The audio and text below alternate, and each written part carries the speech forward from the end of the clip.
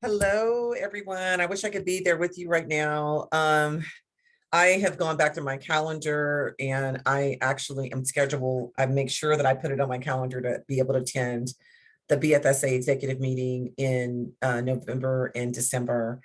And so I wanted to share with you the incident that took place in Senate last Tuesday, which was the last Senate meeting that was held. We do not have another one actually until a week from today, which is October 19th. So the meeting that I'm referring to is the one that took place on October 5th. And there's a particular order, right, based on Robert rules, parliamentary procedures that the meetings follow consistently. And the meetings open up with making sure, well, voting to make sure that the minutes from the previous meetings have been approved. And so that is subject to Senate vote. I do want to let you know that. And I'll let you know why that's important in a minute. And then it opens up with the land acknowledgement, which is an official policy adopted by Stan State a couple of years ago that was approved by President John. Then we go on to the announcement section before we go to committee reports and to open forum.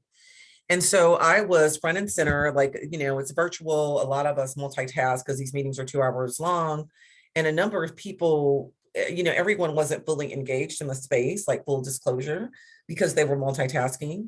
Now, I was entering the announcement to share that the 5th annual Indigenous Peoples Day, the 5th annual Ethics Studies Indigenous Peoples Day event was happening a week from, October 5th. And so I was right there. I was at my laptop and I was starting to enter, the information and the link, the logistics for the 5th annual Indigenous Peoples Day. And a few other people make announcements. And then one senator says that they have an announcement, but first they would like to read a prepared statement, which I was like, well, this is very interesting because we have open forum for statements. Like, this is not the time in those scope and sequence of how the meetings go, according to all of this established protocol per Robert rules, that the announcements portion of the meeting is self-evident. It's to make announcements, not to share opinions, and not to share prepared statements. That is an open forum is for that. So we know the rules apply. They're applied selectively, depending on who's trying to do something that's not in order, because that was out of order. So that is an accurate factual observation. So the senator shared that the frustration around this tension and the conflict between faculty and administration when it comes to faculty governance, having a voice in policies and practices impacting faculty specifically during COVID-19 and during the repopulation. And for those faculty who are teaching face-to-face, and faculty actually got the opportunity as a result of some faculty pushing for it. For those of us like myself who had originally signed up to teach 2 of my classes hybrid face-to-face, right, 1 day a week face-to-face, I was able, we were able to petition to our deans and then to the provost to let them know if we had changed our mind about that, because when we made that decision, the schedules are done, well in advance of when we actually teach. And so this was at a time in the spring when the Delta variant had not reared its head yet, and the cases were declining, and, vaccines were rolling out. So, that's a tremendous benefit. And it's unfortunately a privilege, because I don't know that everyone has the ability to be able to, I don't know, right? I don't know what the policy is. Like, this is very specific to faculty governance. And so on the one hand, this senator read a prepared statement equating, using as an analogy, I'll get to this in a moment more specifically, not the issue of faculty not being heard. So that was one critique that was identified and delineated in the statement.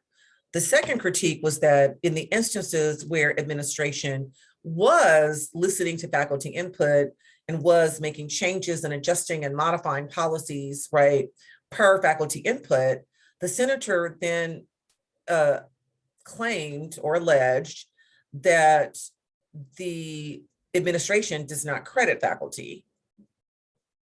So on the one hand, the statement, right, it was a criticism in 2 different ways. It was critiquing the administration for not taking faculty input into consideration, into account, where it counts when it comes to actual policies and practices.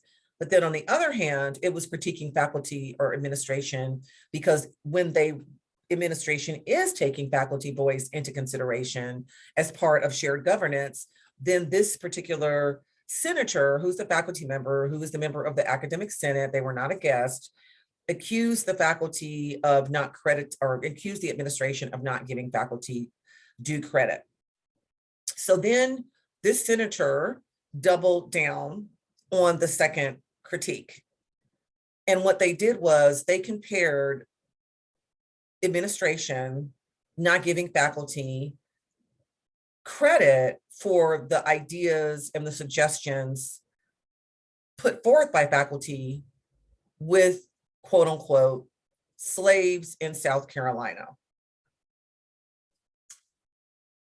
The faculty member then went on to provide a fair amount of context for this analogy of basically equating who is white, man, very privileged. The Senate is lily white. I'm going to say that. It is within a privileged system populated primarily, overwhelmingly by white faculty, staff, administration. The Senate is an especially privileged group within our institution. And so this is a privileged white man comparing the Senate and himself to slaves, and by default, alleging that the faculty or the administration is behaving like slave owners. And so he went on further. He elaborated in great detail, and there was a lot of thought put into this because, like I said, it was clear that he was reading, it was a prepared statement, and he shared that, full disclosure. So he went on to say that the white plantation owner, they're slaves. This is a history professor. They're slaves. We don't use that language. Our ancestors are not slaves.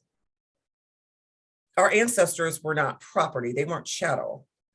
Our ancestors were enslaved men, women, children. They were enslaved artisans, blacksmiths, inventors, orators. They weren't slaves. That wasn't their definition, even though that's what the law said that they were. And our ancestors knew that they were not slaves, right? They knew that they were fully human. So we need to work on the language, first of all. And that's what caught my attention. So this faculty member went on to say that the slaves of the white who were owned by the white plantation owners came up with a more efficient system, a more efficient process for cultivating sugarcane and fully processing it. And that the white slave owners then took credit for all of that, which that was very common. That still happens to this day. We can talk about Thomas Edison. I mean, we can talk about right, that all day long. And again, use the language of their slaves to say this, and said that, added a qualifier and said that basically the faculty is analogous to the enslaved peoples in South America and South Carolina, who had their intellectual property rights, right? They came, well, obviously they didn't have them at the time legally, but they came at the brunt, literally, of the whip, right? And backbreaking labor, came, right? The mother of invention is necessity.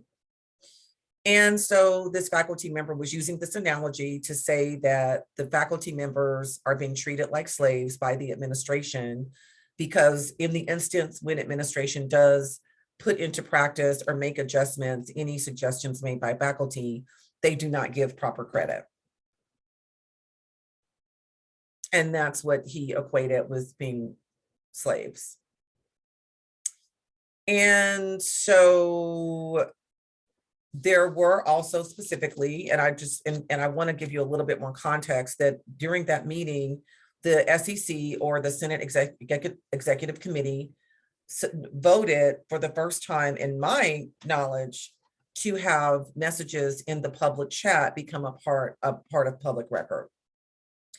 Now, the minutes where the notes are taken and where there's transcription of like all of these different announcements, like everything that is said in the Senate, that ultimately that the minutes become a part of the public record. But up until this point, especially because we've been meeting virtually, right, and this is due to COVID, the SEC or the Senate Executive Committee decided to vote and decided that the public chat would also become a matter of public record. And so there were the 2 to 3 really people who hold a lot of key positions, who've held a lot of key positions of power for a long time on this campus. I mean, I'm talking about 10, 15 years, and who hold multiple positions of power simultaneously. They praised this statement, they applauded it, and they completely agreed with it and co-signed it, that they see themselves as analogous with enslaved people in South Carolina, as very privileged white people. And so that is the context behind the message that the now former Speaker of the Senate, Marianne Haidt, shared in her email. It is subject to interpretation, right? It's subject to her interpretation. So what I do know, and I've been informed by the clerk of the Senate, that immediately that the prepared statement was requested from this senator who shared it, and that it will be shared out at some point. I'm not sure if it will be included in the documents at the next Senate meeting, which is, like I said, scheduled from 2 to 4 p.m. next Tuesday, October 19th. As I shared with you already, I will be in my purview as a senator, speaking as a senator on behalf of my entire department, which is the Department of Anthropology, Geography, and Ethnic Studies. I will be preparing a formal rebuttal to this statement, because just like this statement is now a matter of public record, and the agreement is a matter of public record vis-a-vis the public chat, it is also important to call this out, to not just rebut it, but to rebuke it and make that a matter of public record. That is a starting point to start addressing this deeply entrenched white supremacy, anti-Blackness, because somehow ground zero ends up being anti-Blackness most of the time. So I will be preparing that formal rebuttal letter, which is within my purview as a senator. And a number of my colleagues from my department are also going to be writing a formal departmental letter to share at the next Senate meeting and to submit as a matter of the public record. Now, as a member of BFSA, I also really encourage you all to us, right, to